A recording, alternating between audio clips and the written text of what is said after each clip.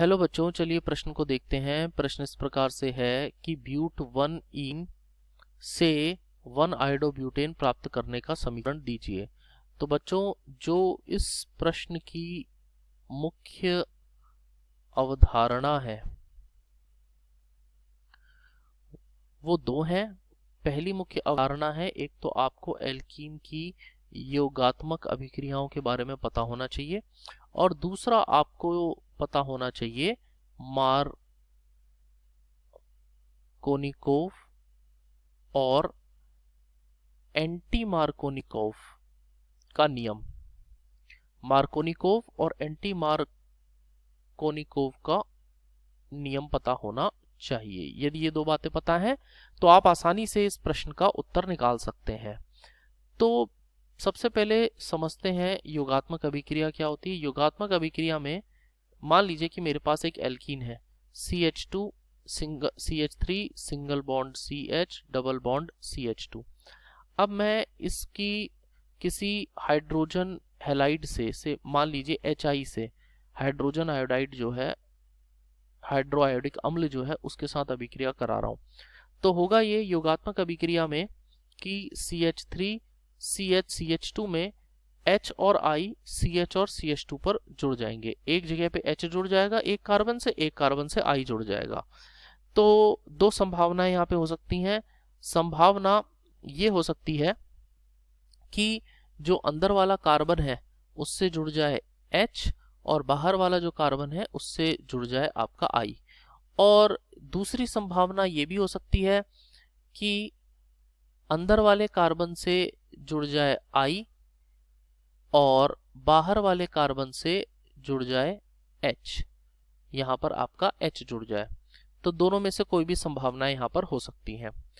तो अब क्या होगा, अब ये है कि जब I वहां पर जुड़ा है जहां कार्बन की संख्या ज्यादा है, जहां माफ कीजिए हाइड्रोजन की संख्या ज्यादा है, तो इस प्रकार के उत्पाद को, और या इस नियम से बनने वाले उत्पाद को मार्कोनिकोव का एंटी मार्कोनिकोव का उत्पाद कहते हैं।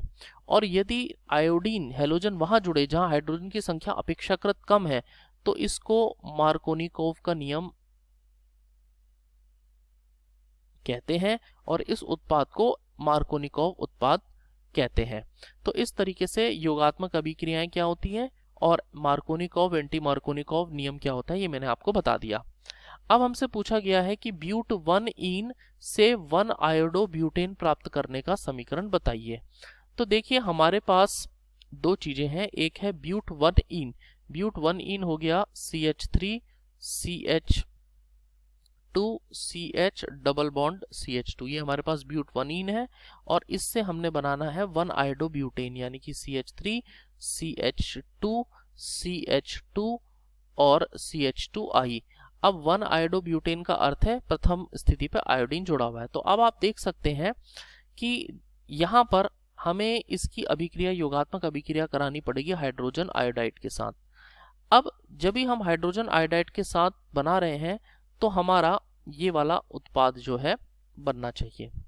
अब मैं आपको एक चीज और बता दूं कि जब हाइड्रोजन आयोडाइड जुड़ता है ब्यूटेन में, ब्यूट 1 इन में, यानी कि CH3 CH2 CH double bond CH2 पर जब हाइड्रोजन आयोडाइड जुड़ेगा तो मार्कोनिकोव उत्पाद बनेगा CH3 CH2 CH, जहां आयोडीन वहां जुड़ेगा मार्कोनिकोव नियम से जहां हाइड्रोजन की संख्या कम है, और CH3 बन जाएगा। और एंटी मार्कोनिकोव बनेगा CH3 CH2 CH2 CH2I, यानी कि आयोडीन वहां जुड़ेगा जहां हाइड्रोजन की संख्या ज्यादा है। तो हमसे पूछा गया है हमें एंटी मार्कोनिकोव जो उत्पाद है वो मुख्य बनाना है, तो हमें क्या करना पड़ेगा। तो देखिए, जब हमें एंटी मार्कोनिकोव उत्पाद को मुख्य बनाना होता है तो अभिक्रिया में हम पेरोक्साइड का इस्तेमाल करते हैं। तो इस अभिक्रिया में हम पेरोक्साइड का इस्तेमाल करेंगे। पेरोक्साइड में क्या हो सकता है, पेरोक्साइड में हमारे पास हो सकता है benzoyl peroxide, benzoyl peroxide, benzoyl peroxide का सूत्र क्या होता है? बेंजोइल पेरोक्साइड का सूत्र होता है C6H5 C double bond O single bond O single bond O single bond C double bond O single bond C6H5। इस पेरोक्साइड का इस्तेमाल करते हैं जब पेरोक्साइड की उपस्थिति होती है, तो उस समय पर एंटी मार्कोनिकॉफ उत्पाद जो होता है वो हमारा मुख्य उत्पाद होता है। तो यानी कि अब यदि हम एंटी मार्कोनिकॉफ उत्पाद चाहते हैं, यानी कि आप जो है CH3 CH2 CH double bond CH2 की HI से अभिक्रिया करा करके CH3 CH2 CH2 CH2I यानी कि एंटी मार्कोनिकॉफ उत्पाद चाहते हैं, तो आपको यहाँ पे पेरोक्साइड की उपस्थिति रखनी होगी और इस समय पर यही हमारा जो एंटी मार्कोनिकॉफ उत्पाद है 1-आयोडोब्यूटेन है, वो हमारा मुख्य उत्पाद बनेगा। तो इस तरीके से ब्यूट 1 से हम HI के साथ अभिक्रिया करा के पेरोक्साइड की उपस्थिति में हम 1-आयोडोब्यूटेन की प्राप्ति कर सकते हैं। तो यही हमारे इस प्रश्न का उत्तर है। आशा करते हैं आपको समझ में आ गया होगा। धन्यवाद।